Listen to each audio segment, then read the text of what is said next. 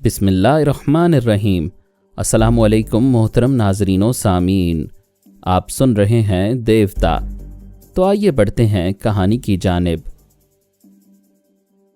معاف کیجیے گا حضور عالی، آپ کو برا تو لگے گا، لیکن حقیقت یہ ہے کہ آپ رئیس الکبیر جیسے امیر لوگوں کی غیر قانونی حرکتوں کو نظر انداز کرتے ہیں، کیونکہ ان کی حمایت سے آپ کی بادشاہت قائم رہتی ہے۔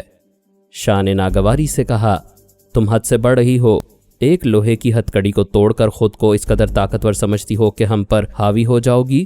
میں آپ کی ادنا کنیز ہوں، چونکہ آپ حقیقت تسلیم نہیں کرنا چاہتے، اس لیے میں اور کچھ نہیں بولوں گی۔ آپ حکم دیں، میں تعمیل کروں گی۔ تمہیں گستاخی بھی ہے اور خاکسری بھی۔ بہتر ہے کہ تم ہمارے معزز مہمان رئیس الکبیر کے محل میں چلی جاؤ، مگر ہم سے رابطہ رکھو۔ تمہاری نظروں میں ملک دشمن عناصر آئیں تو ان کے خلاف ثبوت حاصل کرنے کی کوشش کرو۔ تمہیں ایک اجازت نامہ دیا جائے گا جسے دکھا کر جب چاہو گی یہاں آ کر ہم سے بات کر سکو گی۔ تم ہتھ کڑیوں اور بیڑیوں کے بغیر ہمارے فوجیوں کے ساتھ رئیس الکبیر کے محل میں چلی جاؤ۔ میں نے کہا، جمیلہ، اس محل میں خونخوار کتے شاید 10 عدد رہ گئے ہیں۔ اگر وہ تم پر چھوڑے گئے تو بیک وقت ان سب سے مقابلہ نہیں کر سکو گی، اس لیے میں انہیں ٹھکانے لگانے جا رہا ہوں۔ رئیس الکبیر کے محل میں ایسے کئی افراد تھے جن کے دماغوں میں بہت پہلے ہی جگہ بنا چکا تھا۔ خونخوار کتوں کا پہلا ٹرینر میری ہی وجہ سے مارا گیا تھا۔ اب ایک نیا ٹرینر آیا ہوا تھا۔ میں نے ایک شخص کے ذریعے اس کی آواز سنی، پھر اس کے پاس گیا۔ کچھ دیر تک اس کے خیالات پڑھتا رہا۔ اسی وقت لیڈی آئرن راڈ نے اسے اپنے کمرے میں طلب کیا، پھر کہا، یہاں جمیلہ راضی پہنچنے والی ہے۔ ہمیں شبہ ہے کہ وہ جمیلہ نہیں ہے۔ میں دیکھوں گی کہ وہ کس قدر فولادی عورت ہے۔ اگر وہ آقا کے حکم کو بالائے طاق رکھ کر ہم پر حاوی ہونا چاہے گی تو میں کسی طرح اس کے بدن کا لباس تمہیں دے دوں گی۔ تم لباس کا وہ ٹکڑا کتوں کو سنگھا دو گے۔ فون کی گھنٹی بجنے لگی۔ وہ ٹیلی فون کی طرف جاتے ہوئے بولی، اب تم جاؤ۔ وہاں بستر پر لیڈی آئرن راڈ کا اترا ہوا لباس رکھا ہوا تھا۔ ٹرینر نے میری مرضی کے مطابق لیڈی کا ایک سکارف اپنے لباس میں چھپا لیا۔ فون کی طرف جاتے وقت لیڈی آئرن راڈ کی کمر ٹرینر کی طرف تھی، اس لیے وہ یہ حرکت دیکھ نہ پائی۔ ٹرینر نے اپنے کمرے میں آ کر اس سکارف کو ایک پلاسٹک کے تھیلے میں ڈال کر اسے اچھی طرح سے بند کر کے رکھ دیا۔ رات 11 بجے جمیلہ فوجیوں کے ساتھ ایک گاڑی میں بیٹھ کر وہاں آئی۔ رئیس الکبیر اپنی کار میں آیا تھا۔ اس نے لیڈی آئرن راڈ کو دیکھ کر کہا، اسے دیکھو، یہ بالکل جمیلہ کی ہم شکل ہے مگر جمیلہ نہیں ہے۔ میں نے اس کی موجودگی میں جمیلہ سے فون پر بات کی ہے۔ اسے رہائش کے لیے مہمان خانے میں پہنچایا جائے۔ پھر وہ اپنے سیکرٹری کے ساتھ اپنی خوابگاہ کی طرف جاتے ہوئے بولا، کیا میری قبر تیار ہو رہی ہے؟ سیکرٹری نے کہا، جی ہاں آقا، مقبرے کی 4 دیواری اٹھائی جا رہی ہے اور ایک قبر کھود دی گئی ہے۔ کیا واقعی جب آپ قبر میں رہیں گے تو اسے اوپر سے بھی بند کیا جائے گا؟ بے شک، جو حکم دے چکا ہوں اس پر عمل کیا جائے۔ قبر چاروں طرف سے اور اوپر سے بند رہے گی۔ صبح اس قبر کے اوپر سے پتھر کی سل ہٹا دی جائے گی۔ میں باہر آ جایا کروں گا۔ اب جاؤ، میں آرام کرنا چاہتا ہوں۔ وہ اپنی خوابگاہ میں چلا گیا۔ ڈی ہاروے نے لیڈی آئرن راڈ سے کہا، تمہارے سامنے جو جمیلہ ہے، میں اس کی غیر معمولی جسمانی قوت دیکھ چکا ہوں۔ اسے کسی طرح زخمی کرو تاکہ میں اس کے اندر پہنچ کر اس کی اصلیت معلوم کر سکوں۔ لیڈی آئرن راڈ نے سوچ کے ذریعے کہا، تم اسے فولادی کہہ رہے ہو، جبکہ یہ تو وہی نازک اندام جمیلہ دکھائی دے رہی ہے۔ میرا ایک ہاتھ پڑتے ہی چکرا کر گر پڑے گی۔ پھر وہ جمیلہ سے بولی، سنا ہے تم نے لوہے کی ہتھ کڑی توڑ دی تھی، کیا تم کوئی جادو وغیرہ سیکھ کر آئی ہو؟ وہ بولی، ایسی کوئی بات نہیں ہے، میں وہی پہلے والی جمیلہ ہوں۔ یہ بات تمہارے علم میں ہے کہ میں اس محل میں 2 بار آ کر جا چکی ہوں۔ پہلی بار مجھے جبرن لایا گیا تھا، دوسری بار میں رئیس کے تکیے میں خنجر پیوست کر کے گئی تھی۔ وہ دونوں باتیں کرتی ہوئی حرم سرا کے باہر اس حصے میں آئیں جہاں ایک باغیچہ تھا۔ باغیچے کے ایک طرف 2 آہنی کٹہرے تھے جن میں 5 خونخوار کتے گرا رہے تھے یا بھونک رہے تھے۔ لیڈی آئرن راڈ نے کہا، تم اعتراف کر رہی ہو کہ تم نے آقا کے تکیے میں خنجر پیوست کیا تھا، پھر تو دونوں انگوٹھے بھی تم نے ہی کاٹے ہیں۔ ہاں، میں جو بولتی ہوں وہ کر گزرتی ہوں، لیکن تم نے شاہ کے سامنے کہا تھا کہ صرف دھمکیاں دیتی ہو، آقا سے دشمنی کوئی اور کرتا ہے۔ کیا وہاں تم نے جھوٹ کہا تھا؟ تمہارے اور رئیس کے دماغ میں ایک ٹیلی پیتھی جاننے والا موجود رہتا ہے، وہ تمہیں پل بھر میں ادھر کی بات ادھر بتا دیتا ہے۔ ہاں، بتا دیتا ہے۔ अब जबकि तुम वही जमीला हो इसलिए यहाँ से वापस नहीं जा सकोगी। एक बार तुमने फ़ोन पर कहा था कि मुझसे सामना होगा तो मेरी हड्डियाँ पसलियाँ तोड़ डालोगी। बिल्कुल इन कुत्तों की तरह भौंक रही थी। क्या मैं तुम्हें कुतिया कहूँ? लेडी आयरन रॉड ने अचानक ही हमला किया। जमीला ने हमले को रोककर एक उल्टा हाथ उसके मुंह पर रसीद कर दिया। वो लुढ़खड़ा कर पीछे गई। आंखों के सामने तारे नाचने लगे। एक ही हाथ में पता चल गया कि वो फौलादी है। उसने संभलने से पहले दूसरा हाथ रसीद किया। लेडी के हलक से चीख निकल गई। वो घूमकर घास पर गिरी, फिर उठने की कोशिश करने लगी।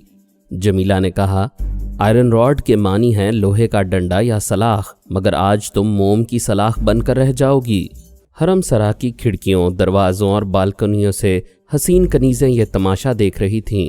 उन तमाम कनीज़ों ने लेडी किलर और लेडी आयरन रॉड से बुरी तरह मार खाई थी और खूंखार कुत्तों से सहम कर रईसुल कबीर की ख्वाबगाह में जाने पर मजबूर होती रहती थीं।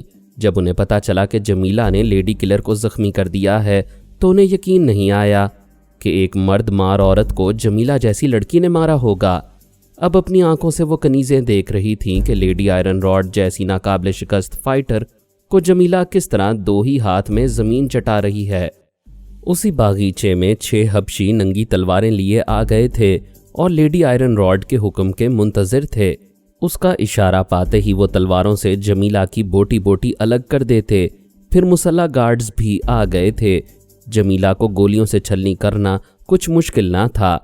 लेडी आयरन रॉड जीदार थी, फिर मुकाबले के लिए उठकर खड़ी हो गई। उसकी नाक से और बाँचों से लहू रिस रहा था। डी हार्वे उसके अंदर कह रहा था, वक्त ज़ाया ना करो, उसका लिबास फाड़कर ट्रेनर को बुलाओ और उस पर कुत्ते छोड़ दो। तुम्हारे मातहत तुम्हें मार खाते देख रहे हैं, तुम्हारी इंसल्ट हो रही है।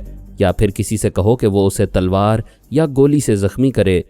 वो सोच के ज़रिए बोली, मैं एक बार फिर हमला करूंगी, नाकाम हुई तो मेरा कोई मातहत उसे जख्मी करेगा। मैंने ट्रेनर को कटहरे के पास पहुंचा दिया था। वो लेडी के स्कार्फ को फाड़कर 2 हिस्सों में तकसीम करके दोनों कटहरों के कुत्तों के दरमियान फेंक चुका था। कुत्ते स्कार्फ के टुकड़ों को सूंघ रहे थे, उन्हें दांतों से पकड़कर नोच रहे थे, फाड़ रहे थे। वहां बहुत ज्यादा शोर बरपा हो रहा था। रईसुल कबीर ने अपनी ख्वाबगाह की खिड़की से झांककर लेडी आयरन रॉड को जमीला से मुकाबला करते हुए देखा। फिर पूछा, ये क्या हो रहा है? मैंने हुक्म दिया था कि इस जमीला को मेहमान खाने में पहुंचा दिया जाए। लेडी ने बुलंद आवाज से कहा, इसने एतराफ़ किया है कि ये वही जमीला है जिसने आपके दोनों अंगूठे काटे हैं। ये मेहमान नहीं, दुश्मन है। जमीला ने कहा, हाँ रईसुल कबीर, तुम भी ये एतराफ़ सुन लो। मैंने शाह के सामने इसलिए झूठ कहा था कि वो तुम्हारे जैसे रईसों की बेजा हिमायत करता है। सच तो ये है कि मैं ही तुम्हारे जिस्म के छोटे छोटे टुकड़े कर रही हूँ और करती रहूँगी। डी हार्वे ने रईस के दिमाग पर कब्जा जमा कर उसकी ज़ुबान से मुसल्ला गार्ड्स को हुक्म दिया, तुम सब मुंह क्या देख रहे हो? जमीला को जान से ना मारो, सिर्फ जख्मी करो। मैं इसे जिंदा अपनी कैद में रखना चाहता हूँ। एक गार्ड ने जमीला का निशाना लिया लेकिन गोली ना चला सका। उसी वक्त लेडी आयरन रॉड ने जमीला पर हमला किया था। एक फ्लाइंग किक मारने की कोशिश की थी। ऐसे में गोली लेडी को भी लग सकती थी, इसलिए वो इंतज़ार करने लगे। जमीला ने उसकी फ्लाइंग किक को नाकाम बनाकर फिर उसे गिरा दिया। फिर उसके उठने से पहले मुंह पर एक ठोकर मारी। उसके हलक से चीख निकल गई। मैंने कहा, जमीला भागो और हरम सरा के किसी कमरे में बंद हो जाओ। वो मेरी हिदायत के मुताबिक एक समत भागी। एक गार्ड ने गोली चलाई, मगर उससे पहले ही दूसरे गार्ड ने मेरी मर्जी के मुताबिक उसे गोली मार दी। मरने वाले की राइफल से निकली हुई गोली एक हबशी गुलाम को लगी। वो जमीन पर गिरकर तड़पने लगा। उधर ट्रेनर ने मेरी मर्जी के मुताबिक दोनों कटहरों का दरवाज़ा खोल दिया। वो कुत्ते भूखे दरिंदे की तरह लेडी आयरन रॉड की तरफ लपके। उसका सर चकरा रहा था। आंखों के सामने अंधेरा छा रहा था, लेकिन कुत्तों को अपनी तरफ आता देखकर वो अपनी तकलीफ भूलकर महल के अंदर जाना चाहती थी। मगर कई कुत्ते उस पर पल पड़े, उसे काटने और भंभोड़ने लगे। वो हलक फाड़ फाड़ कर चीख रही थी, कुत्तों से लड़ रही थी और लहूलुहान होती जा रही थी। अजीब सिचुएशन थी। मुसल्ला गार्ड्स उन कुत्तों को इस तरह संभल कर गोली मार रहे थे कि गोली लेडी को ना लगे। उधर मैं अपने मामूल गार्ड्स के अंदर जाकर एक दूसरे पर फायरिंग कराने लगा। रईसुल कबीर खिड़की की आड़ से हैरान परेशान होकर देख रहा था और पूछ रहा था, क्या पागल हो गए हो? एक दूसरे को हलाक कर रहे हो? क्या नामालूम दुश्मन गार्ड्स बनकर मेरे महल में आ गए हैं? डी हार्वे आखिरी बार लेडी आयरन रॉड के दिमाग में रहा, क्योंकि उसकी टेलीपैथी कुत्तों पर असरअंदाज नहीं हो सकती थी और वो कुत्ते लेडी के बदन से बड़ी बड़ी बोटियां नोच कर खा रहे थे और खाने के दौरान मुसल्ला गार्ड्स की गोलियों से मरते जा रहे थे। अब ये यकीन हो गया था कि वो आयरन रॉड नहीं बचेगी, इसीलिए अंधाधुंध कुत्तों पर गोलियां चला रहे थे और उन्हें हलाक करते जा रहे थे। ख्वाबगाह की खिड़की के पास खड़े हुए रईस की आंखें खौफ से फैल गई थीं। वो तसव्वुर में दो मुख्तलिफ भयानक मनाजिर देख रहा था। एक तो ये कि कुत्ते आयरन रॉड की बोटियां नोच रहे थे, बदन से गोश्त के टुकड़े काट कर या नोच कर अलग किए जाएं तो कैसी जहन्नमी तकलीफ पहुंचती है।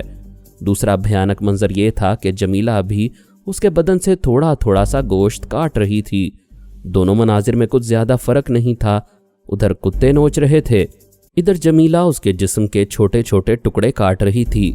चूंकि 2 अंगूठे पहले ही कट चुके थे, इसलिए लेडी और कुत्तों का मंजर देखकर रईसुल कबीर के रोंगटे खड़े हो गए थे। वो खौफ से थर थर कांप रहा था। उसकी सहमी हुई अकल समझा रही थी कि वो पूरे महल में हंगामा बर्पा कर रही है, फिर ना जाने तन्हाई में और कैसी सजाएं देगी। वो ख्वाबगाह की खिड़की से झांक कर दोनों हाथ उठाकर चीखते हुए कह रहा था, फायरिंग बंद करो, मैं हुक्म देता हूँ, फायरिंग बंद करो। चंद लम्हों के बाद ही खामोशी छा गई। फायरिंग बंद हो गई। वो चीख कर बोला, याद रखना मिस जमीला राजी हमारी मुअज़्ज़ज़ मेहमान है, उसे नुकसान पहुंचाना तो दूर की बात है, कोई उससे गुस्ताखी भी ना करे। वो जैसा भी जायज़ या नाजायज़ हुक्म देगी तुम सब उसकी तामील करोगे। जो मेरे हुक्म के खिलाफ कोई हरकत करेगा उसे गोली मार दी जाएगी।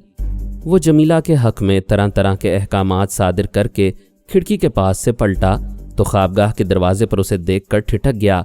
फिर खौफ से कांपते हुए बोला, मैं तुम्हारी हिमायत में बोल रहा था तो तुमने सुना होगा, मैं आका नहीं हूँ, तुम्हारा गुलाम हूँ। इस महल के अंदर और बाहर सब तुम्हारे गुलाम हैं, तुम्हारे हर हुक्म की तामील करेंगे, तुम आजमा कर देख लो। मुझे यकीन है कि तुम सच बोल रहे हो, लेकिन तुम नहीं जानते कि एक टेलीपैथी जानने वाले ने तुम्हें अपना मामूल और ताबेदार बना रखा है। वो किसी वक्त भी तुम्हारे जरिए मुझ पर जानलेवा हमला करा सकता है या यहाँ के किसी मुसल्ला गार्ड के दिमाग पर कब्जा जमा कर मुझे गोली मार सकता है। मैं कसम खाकर कहता हूँ कि मुझे किसी टेलीपैथी जानने वाले का इल्म नहीं है। मुझे पता है तुम ये भी नहीं जानते थे कि लेडी मैन किलर और आयरन रॉड अमरीकी एजेंट्स थीं, और वो टेलीपैथी जानने वाला जो इस वक्त भी तुम्हारे अंदर रहकर हमारी बातें सुन रहा है, वो सुपर मास्टर का चमचा है और अब वो ज़रूर मुझसे इंतकाम लेना चाहेगा। मैं तुम्हारे लिए क्या कर सकता हूँ? उस नादीदा शख्स से मैं तुम्हें किस तरह महफूज रख सकता हूँ? मुझे बताओ क्या करना चाहिए? तुम कुछ ना करो, तुम्हारे अंदर छुपने वाला भी जिंदा नहीं बचेगा। वो वॉशिंगटन में है और मेरे आदमी जल्द ही उसे घेर कर मारने वाले हैं। ये सुनते ही डी हार्वे रईसुल कबीर के दिमाग से निकलकर अपनी जगह हाजिर हो गया था। मैंने उसे भगाने के लिए ही जमीला से ऐसे फिक्रे अदा कराए थे। मैं रईस के अंदर डी हार्वे का लहजा इख्तियार करके जाया करता था, क्योंकि तनवीमी अमल के मुताबिक वो पराई सोच की लहरों को महसूस करते ही सांस रोक लेता था। मैंने डी हार्वे की अदम मौजूदगी की तस्दीक करने के लिए अपने लहजे में ख्याल ख्वानी करके रईसुल कबीर के अंदर जाना चाहा तो उसने पराई सोच की लहरों को महसूस करते ही सांस रोक ली। इससे साबित हो गया कि अब डी हार्वे मौजूद नहीं है। अगर होता तो मेरी सोच की लहरों को रईस महसूस ना कर पाता। मैंने जमीला से कहा, वो दुश्मन टेलीपैथी जानने वाला अभी मौजूद नहीं है, तुम इस महल से निकलो, मैं तुम्हें रास्ते में कहीं मिलूंगा। वो रईस से बोली, तुम अभी मेरे साथ अपनी कार में महल से बाहर चलो, बाहर किसी जगह पहुंचकर मैं तुम्हें वापस यहाँ आने दूंगी, चलो फौरन चलो। उसने हुक्म की तामील की। जमीला के साथ महल के मुख्तलिफ हिस्सों से गुजरने लगा। जमीला उसके पर्सनल सेक्रेटरी को भी साथ चलने का हुक्म देकर कहती रही, इस महल में जितनी कनीज़ें हैं उनमें से हर एक कनीज़ को $1,00,000 देकर उन सबको उनके मुल्क पहुंचा दो। अगर मैं कभी सुनूंगी कि यहाँ किसी औरत के साथ ज्यादती हुई है तो पूरे महल को बम से उड़ा दूंगी। सेक्रेटरी हर हुक्म को तस्लीम करते हुए यकीन दिला रहा था कि आज ही से कनीज़ों को $1,00,000 देकर उनकी ख्वाहिश के मुताबिक वो जहाँ जाना चाहेंगी वहाँ उन्हें रवाना कर दिया जाएगा। वो बोली, आइंदा इस महल में कोई औरत या कोई मुलाजमा नहीं होगी। रईसुल कबीर अगर चाहे तो किसी से शादी कर सकता है। वो बातें करती हुई रईस के साथ गाड़ी में आकर बैठ गई, پھر وہ کار سٹارٹ ہو کر محل کے احاطے سے باہر جانے لگی۔ یہ معاملہ ابھی ختم نہیں ہوا تھا۔ جمیلہ نے سخت الفاظ میں رئیس الکبیر کو تاکید کی تھی کہ وہ 40 راتیں اپنی قبر میں گزارے گا۔ اگرچہ حرم سرا ختم ہو رہی تھی، وہاں آئندہ کسی عورت سے زیادتی نہیں ہونے والی تھی۔ اس کے باوجود رئیس الکبیر کی 40 راتوں کی سزا برقرار تھی تاکہ دوسرے امیر کبیر لوگ عبرت حاصل کریں اور عیاشی سے توبہ کریں۔ انسان کو صراط مستقیم پر چلانے کے لیے آسمان سے صحیفے اتارے گئے، رسول بھیجے گئے، خدا کی طرف سے ہدایات ملتی رہیں، پھر بھی انسان گمراہی کی راہ پر چلتا ہے۔ غلط راہوں پر چلنے والوں کو محبت سے، دولت سے یا طاقت سے راہ راست پر نہیں لایا جا سکتا تھا، پھر بھی اپنی کوششوں سے 2-4 کو ضرور صراط مستقیم پر لایا جا سکتا ہے۔ جمیلہ راضی یہی چاہتی تھی کہ سب نہ صحیح چند عیاش دولت مند راہ راست پر آ جائیں۔ اس کی کوششوں سے اللہ تعالیٰ جسے چاہے گا عزت دے گا اور جسے چاہے گا اسے رئیس الکبیر کی طرح ذلتیں دیتا رہے گا۔ ڈی ہاروے نے جب دماغی طور پر حاضر ہو کر سپر ماسٹر کو رئیس الکبیر کے محل کے واقعات اور دونوں زبردست لیڈیز کی عبرتناک موت کے بارے میں بتایا تو سپر ماسٹر کو تھوڑی دیر کے لیے چپ سی لگ گئی۔ پھر اس نے اپنے ٹیلیپیتھی جاننے والوں کو اپنے دفتر میں بلایا۔ پچھلے دنوں ٹرانسفارمر مشین کو درست کرنے کے بعد 4 ٹیلیپیتھی جاننے والے پیدا کیے گئے تھے، جن میں سے ایک داؤد منڈولا تھا جو ان دنوں اسلام آباد گیا ہوا تھا۔ باقی خیال خوانی کرنے والے 3D کہلاتے تھے کیونکہ ان کے ناموں میں حرف ڈی مشترک تھا۔ ڈی ہاروے، ڈی کرین اور ڈی مورا۔ ڈی مورا بیمار تھا، اب صحت مند ہو کر کچھ کام کرنے کے قابل ہو گیا تھا۔ وہ 3Ds سپر ماسٹر کے سامنے حاضر ہوئے۔ ڈی کرین اور ڈی مورا کے علاوہ داؤد منڈولا سے بھی رابطہ کر کے ان سب کو جمیلہ اور رئیس الکبیر کے متعلق بتایا گیا۔ سب حیران تھے کہ یہ جمیلہ راضی کون ہے اور کیسی طاقتور ہے کہ اس نے آئرن راڈ جیسی ناقابل شکست لیڈی کو 2-4 ہاتھوں میں لہو لہان کر دیا تھا اور لیڈی مین کلر کو بھی ہلاک کر دیا تھا۔ داؤد منڈولا نے کہا، وہ جس قدر پراسرار طریقوں سے رئیس کے 2 انگوٹھے کاٹ چکی ہے، اس سے ظاہر ہوتا ہے کہ اس کی پشت پر ایک یا ایک سے زیادہ خیال خوانی کرنے والے موجود ہیں۔ ڈی ہاروے نے کہا، مجھے پہلے بھی شبہ تھا لیکن میں نے بیگم شاہ وغیرہ کے دماغوں میں جا کر تصدیق کی ہے۔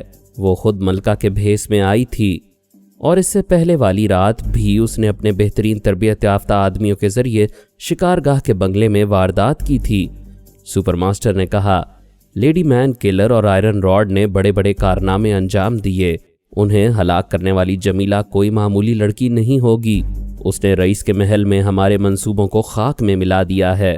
یہ جلد از جلد پتہ چلانا چاہیے کہ اس کی پشت پر کون لوگ ہیں، اس کی ٹیم کتنی مضبوط ہے اور وہ کتنی مکار ہے کہ مختلف ہتھ کنڈوں سے اپنا چیلنج ضرور پورا کرتی ہے۔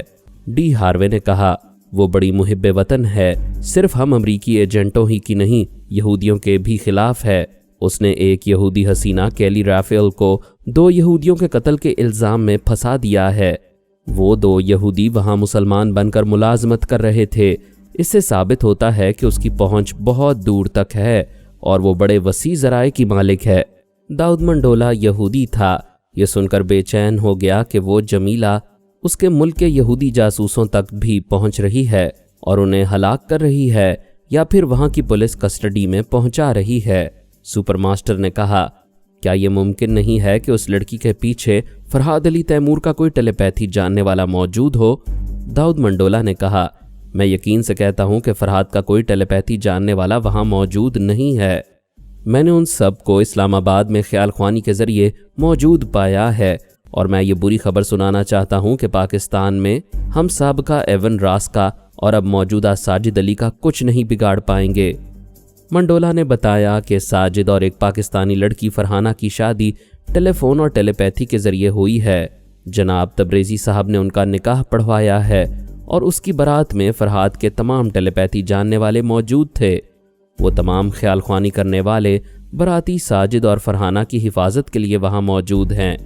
سپر ماسٹر کی پولیٹیکل مافیا جو اسلام آباد میں ہے اور وہاں اپنی مرضی کی حکومت قائم کرتے رہنے کی کوشش میں ہے، اس پولیٹیکل مافیا کے جان کارٹر، جان لیزی اور میل بروکس کو فرحاد کے خیال خوانی کرنے والوں نے وارننگ دی ہے کہ وہ سب پاکستان سے چلے جائیں، کیونکہ ان کا تعلق امریکی سفارت خانے سے ہے، اس لیے وہ انہیں ہلاک کر کے پاکستانی حکومت کے لیے مسائل پیدا کرنا نہیں چاہتے۔ اگر وہ خود ہی پاکستان سے نہیں جائیں گے تو وہاں کوئی تخریبی کارروائی بھی نہیں کر سکیں گے۔ منڈولا نے کہا، انہیں یہ بھی معلوم ہے کہ یہاں مجھ جیسا ایک خیال خوانی کرنے والا موجود ہے، مجھے بھی پاکستان سے نکل جانے کا حکم دیا گیا ہے۔ آپ سمجھ سکتے ہیں کہ فرحاد کے پاس خیال خوانی کرنے والوں کی فوج ہے، وہ لوگ مجھے اسلام آباد میں ڈھونڈ نکالیں گے، میں کوئی خطرہ مول لینا نہیں چاہتا، اس لیے آج رات کی فلائٹ سے واپس آ رہا ہوں۔ اگر آپ کا حکم ہو تو مشرق وسطیٰ میں کچھ روز کے لیے رک جاؤں اور جمیلہ کی حقیقت معلوم کرنے کی کوشش کروں۔ سپر ماسٹر نے کہا، تم پاکستان چھوڑ کر بھی خیال خوانی کے ذریعے ہمارے دوسرے پولیٹیکل مافیا والوں کے کام آ سکتے ہو، مجھے یقین ہے کہ تم جمیلہ کی حقیقت ضرور معلوم کر لو گے۔ منڈولا نے کہا، اب مجھے اجازت دیں، یہاں اہم کام کے لیے دماغی طور پر حاضر رہنا ضروری ہے، میں 2-4 گھنٹے بعد رابطہ کروں گا۔ داؤد منڈولا دماغی طور پر حاضر ہو گیا۔ وہ امریکہ سے اس لیے نکلا تھا کہ امریکی پولیٹیکل مافیا کے کام آئے گا، لیکن ارادہ یہ تھا کہ پاکستان میں کچھ روز قیام کرنے کے بعد اپنے ملک اسرائیل چلا جائے گا۔ اس نے پھر خیال خوانی کی پرواز کی اور ایکس رے مین مارٹن رسل کے اندر پہنچ گیا۔ ایکس رے مین کے دماغ پر قبضہ جمانے کے بعد وہ خفیہ یہودی تنظیم کے تمام ایڈم برادرز اور الپا کے دماغوں میں پہنچا ہوا تھا، اور ان میں سے کوئی یہ نہیں جانتا تھا کہ کوئی داؤد منڈولا بڑی خاموشی اور رازداری سے ان سب کا سربراہ بنا ہوا ہے۔ تمام ایڈم برادرز خود کو برین ایڈم کا ماتحت سمجھتے تھے اور اسے بگ برادر کہتے تھے۔ صرف برین ایڈم جانتا تھا کہ ان کا سربراہ ایکس رے مین ہے۔ بہت دھوکہ کھا رہے تھے، لیکن داؤد منڈولا کے فریب دینے سے انہیں نقصان نہیں پہنچ رہا تھا۔ وہ خود یہودی تھا اور اپنے ملک اور قوم کے لیے پوری لگن اور ذمہ داری سے کام کر رہا تھا۔ ان تمام ایڈم برادرز میں سے ایک برادر کا نام شیخ جواد ایڈم تھا۔ وہ یہودی تھا لیکن نام اسلامی تھا، کیونکہ وہ اسلامی ممالک میں رہ کر اپنے ملک اسرائیل کے لیے کام کرتا تھا اور طرح طرح کی سیاسی چالیں چلا کرتا تھا۔ منڈولا نے ایکس رے مین کے خیالات پڑھے۔ پتہ چلا کہ 2 گھنٹے پہلے ایکس رے مین نے خاموشی سے شیخ جواد کے خیالات پڑھے تھے اور معلوم کیا تھا کہ وہاں جمیلہ رازی نامی ایک لڑکی نے تہلکہ مچایا ہوا ہے۔ وہ حسام بن زید کی بیٹی بن کر اس کی کوٹھی میں رہتی تھی۔ اس کوٹھی میں اپنی ایک یہودی حسینہ کیلی رافیل آئی تھی اور مسلمان بن کر حسام بن زید سے شادی کرنے والی تھی۔ کیلی رافیل نے ٹرانسمیٹر کے ذریعے شیخ جواد ایڈم سے رابطہ کیا تھا اور کہا تھا کہ وہ حسام کی بیٹی ڈیلائلہ کے بارے میں ضروری باتیں کرنا چاہتی ہے۔ یہ باتیں فون یا ٹرانسمیٹر پر نہیں ہو سکتی۔ شیخ جواد ایڈم نے کہا کہ وہ کبھی کسی کے روبرو نہیں آتا ہے اور نہ ہی اپنا نام، پتہ اور فون نمبر بتاتا ہے۔ اگر وہ کوئی اہم بات کرنا چاہتی ہے تو اپنے دوسرے یہودی ساتھیوں جوزف اور جیکب سے بات کرے۔ شیخ جواد ایڈم نے کیلی رافیل کو جوزف اور جیکب کا فون نمبر وغیرہ بتایا تھا، لیکن کیلی رافیل نے ان دونوں کو ہوٹل کے ایک کمرے میں بلا کر ہلاک کر دیا۔ پتہ نہیں ان کے درمیان کس بات پر جھگڑا ہو گیا یا کوئی غلط فہمی پیدا ہو گئی۔ کیلی رافیل نے گرفتار ہونے کے بعد اپنے یہودی ہونے کی اصلیت بتا دی تھی۔ اس کے پاسپورٹ وغیرہ سے بھی اس کا فراڈ ظاہر ہو گیا۔ اب وہ آہنی سلاخوں کے پیچھے ہے۔ کیلی رافیل کا خیال ہے کہ اسے یوں پھانسنے میں حسام کی بیٹی ڈیلائلہ کا ہاتھ ہے۔ بعد میں کیلی کا خیال درست نکلا۔ ڈیلائلہ فراڈ ثابت ہو گئی۔ وہ حسام کی بیٹی نہیں بلکہ جمیلہ رازی تھی۔ شاہ کے محل میں ڈیلائلہ کا میک اپ اتارا گیا تو جمیلہ ظاہر ہو گئی۔ ایکس رے مین نے پوچھا، یہ جمیلہ رازی کون ہے؟ شیخ جواد ایڈم کی سوچ نے کہا، وہ ایک امیر کبیر سوداگر عبداللہ رازی کی بیٹی ہے اور وہاں کے ایک اور امیر کبیر رئیس الکبیر سے انتقام لے رہی ہے۔ شاہ کے حکم کے مطابق جمیلہ کے متعلق بہت سی باتیں چھپائی جا رہی ہیں۔ شاید کل تک کچھ اہم رازوں کا انکشاف ہو جائے۔ ایکس رے مین کل تک انتظار نہیں کر سکتا تھا۔ اس نے جواد ایڈم کو فون کرنے پر مائل کیا۔ اس نے شاہ کے سیکریٹری سے رابطہ کیا۔ ایکس رے مین کو اس کی آواز سنائی، پھر ریسیور رکھ دیا۔ ایکس رے مین مارٹن نے سیکریٹری کے ذریعے شاہ کے دماغ میں جگہ بنائی۔ اس کے خیالات پڑھنے سے کچھ معلومات حاصل ہوئیں اور یہ بھی معلوم ہوا کہ جمیلہ کو رئیس الکبیر کے حوالے کر دیا گیا ہے۔ وہ اس کے محل میں گئی ہے۔ اس نے شاہ کے سیکریٹری کو مائل کیا کہ وہ رئیس الکبیر سے رابطہ کرے۔ فون پر رابطہ ہوا تو رئیس الکبیر کے سیکریٹری کی آواز سنائی دی۔ وہ اس سیکریٹری کے خیالات پڑھنے لگا۔ پتہ چلا کہ جمیلہ وہاں آئی تھی۔ وہ ایسی غیر معمولی جسمانی قوت رکھتی ہے کہ اس نے آئرن راڈ جیسی پہلوان لیڈی کو 2-4 ہاتھ مار کر ٹھنڈا کر دیا۔ شاید اس کے خاص آدمی رئیس الکبیر کے مسلح گارڈز کے بھیس میں آئے تھے۔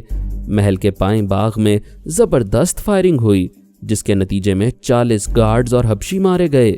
آئرن راڈ کو خونخوار کتوں نے چبا ڈالا، وہ کتے بھی مارے گئے۔ جمیلہ راضی اس محل میں قیامت کی جھلک دکھانے کے بعد رئیس الکبیر کے ساتھ ایک کار میں بیٹھ کر کہیں چلی گئی ہے۔ ایکس رے مین مارٹن اس سے زیادہ معلومات حاصل نہ کر سکا۔ داؤد منڈولا ایکس رے مین مارٹن کے اندر رہ کر یہ سب کچھ معلوم کر رہا تھا اور یہ تسلیم کر رہا تھا کہ جمیلہ راضی ایک غضبناک لڑکی ہے اور زبردست تربیت یافتہ افراد کی ٹیم کے ساتھ وہاں تہلکہ مچا رہی ہے۔ وہ اور اس کی ٹیم کے افراد یوگا کے ماہر ہیں، اس لیے ڈی ہاروے کسی کے دماغ میں جگہ نہیں بنا سکا اور ناکام لوٹ آیا۔ ڈی ہاروے کی ناکامی کا تعلق امریکہ سے تھا۔ داؤد منڈولا کو اسرائیلی ٹیم کی ناکامی پر افسوس ہو رہا تھا۔ تیل کی ایک خفیہ پائپ لائن کے ذریعے کافی مقدار میں تیل اسرائیل پہنچایا جاتا تھا۔ جمیلہ نے یہ راز کھول دیا تھا۔ اب وہاں کی انٹیلیجنس والے ان تمام افراد کا محاسبہ کر رہے تھے اور انہیں گرفتار کر رہے تھے جو زیر زمین پائپ لائن بچھانے کا کام کیا کرتے تھے۔ میں کیلی رافیل، جوزف اور جیکب کے ذریعے ان کے ساتھی سراغ رسانوں کے دماغوں میں بہت پہلے جگہ بنا چکا تھا۔ صرف شیخ جواد ایڈم کے بارے میں نہیں جانتا تھا، کیونکہ وہ اپنے یہودی ساتھیوں کے روبرو کبھی نہیں آتا تھا۔ جب انٹیلیجنس والوں نے پائپ لائن بچھانے کا کام کرنے والوں کا محاسبہ کیا تو میں نے وہاں کام کرنے والے 4 یہودیوں اور 2 امریکی ایجنٹوں کے اندر باری باری جا کر انہیں اقبال جرم کرنے پر مجبور کر دیا۔ جرم قبول کرنے سے پہلے ان سب کی خاصی پٹائی ہوئی تھی۔ میں نے وہاں کے پولیس افسروں کے اندر گھس کر مجبور کیا تھا کہ انہیں ٹارچر سیل میں لے جا کر طرح طرح کی اذیتیں پہنچائی جائیں۔ ایسا کرنے کا مقصد یہ تھا کہ دشمن خیال خوانی کرنے والے اگر ان کے خیالات پڑھیں تو یہی معلوم ہو کہ انہوں نے اذیتیں برداشت نہ کر سکنے کے باعث اقبال جرم کیا ہے، اور یہی ہوا۔ منڈولا نے مختلف ذرائع اختیار کر کے گرفتار ہونے والے یہودیوں کے خیالات پڑھے تو یہ شبہ نہیں ہوا کہ میں نے یا کسی خیال خوانی کرنے والے نے ان یہودیوں کو اپنا بھید کھولنے پر مجبور کیا تھا۔ انہوں نے خود مجبور ہو کر سب کچھ اگل ڈالا تھا۔ داؤد منڈولا نے سوچا، ہمارے 2 جاسوس جوزف اور جیکب مارے گئے ہیں، کیلی رافیل اور 4 یہودی جیل میں ہیں۔ اگر جمیلہ مزید ذہانت سے کام لے گی تو ہو سکتا ہے کہ شیخ جواد ایڈم تک بھی پہنچ جائے، اور شیخ جواد ایڈم کی گرفتاری کے بعد اس پر بھی ٹارچر کیا جائے گا تو وہ خفیہ یہودی تنظیم کے بہت سے راز اگل دے گا اور تمام ایڈم برادرز کے نام بھی ظاہر کر دے گا۔ لہٰذا جب تک جمیلہ قابو میں نہ آئے تب تک شیخ جواد ایڈم کو اس ملک میں نہیں رہنا چاہیے۔ اس نے ایکس رے مین مارٹن کے اندر بھی یہی خدشہ پیدا کیا۔ مارٹن نے برین ایڈم کو جمیلہ کے خطرے سے آگاہ کیا۔ برین ایڈم نے ٹیلی پیتھی جاننے والے ٹیری ایڈم سے فون پر رابطہ کیا اور کہا، جب تک جمیلہ راضی کی طاقت اور مستحکم ذرائع کا ہمیں مکمل علم نہ ہو تب تک برادر جواد کو اس ملک میں نہیں رہنا چاہیے۔ اسے کہو کہ آج ہی خلیج کی کسی ریاست میں چلا جائے۔ اگر وہ ظاہر ہو جائے گا تو ہماری خفیہ تنظیم کے بہت سے راز اس سے اگلوا لیے جائیں گے۔ تم فوراً برادر جواد سے رابطہ کرو۔ ٹیری ایڈم نے ریسیور رکھ کر خیال خوانی کی پرواز کی، پھر شیخ جواد ایڈم کے پاس پہنچ کر کوڈ ورڈز ادا کیے۔ اس کے بعد بگ برادر برین ایڈم کا پیغام پہنچایا۔ شیخ جواد ایڈم نے کہا، مجھے اندازہ ہے کہ جمیلہ وسیع ذرائع کی مالکہ ہے۔ میں خفیہ طور سے اس کی نگرانی کرتا رہا ہوں۔